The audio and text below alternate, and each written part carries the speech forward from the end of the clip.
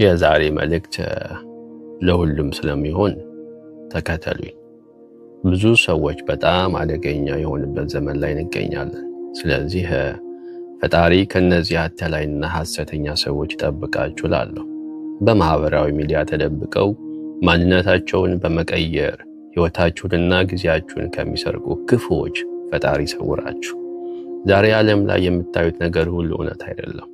ከነዚህ የውሸት ወጥመዶች ነፍሳችሁን ያውጣት። ፈጣሪ ከነዚህ ለታይታ ብቻ ከሚኖሩ በሰው ሕይወት ከሚቀልዱ አስመሳዮች ይጠብቃችሁ። ዛሬ እንዋደዳለን ይላሉ፣ ነገ እንጋባለን፣ ከነገ ወዲያ ደግሞ እንፋታለን ብሎ ከሚያስብ አእምሮ ካለው ሰው ጋር ፈጣሪ ይጠብቃችሁ።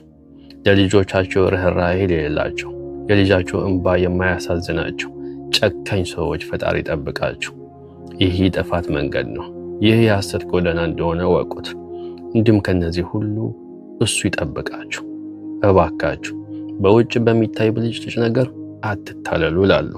ያ በውስጥ ባዶ ነው እነግራችኋለሁ። ፈጣሪ ከነዚህ መንፈሳችሁ ከሚያቆሽሹና ሕይወታችሁን አመድ ከሚያደርጉ ሰዎች አሁንም ይጠብቃችሁ። ፈጣሪ በእውነተኛውን በታማኙና በሰላሙ መንገድ ላይ ያቆማችሁ። ፈጣሪ ከክፉ ሁሉ ይጠብቃችሁ። የልባችሁን አይን ያብራላችሁ።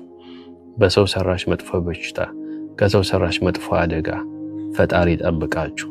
ከዘረኛ፣ ከተንኮለኛ፣ ከሸረኛ፣ ከመጥፎ ሰው ይጠብቃችሁ። መንገዳችሁ ያቅናላችሁ። ስለሰማችሁ ያመሰግንኩኝ። ሕይወታችሁን በአግባቡ ምሩት፣ በአግባቡ ተጠቀሙበት። እወቁ፣ ንቁ። መልካም ሁሉ ይሁን። ፈጣሪ ከእናንተ ጋር ይሁን። መልካም ቀን። አመሰግናለሁ።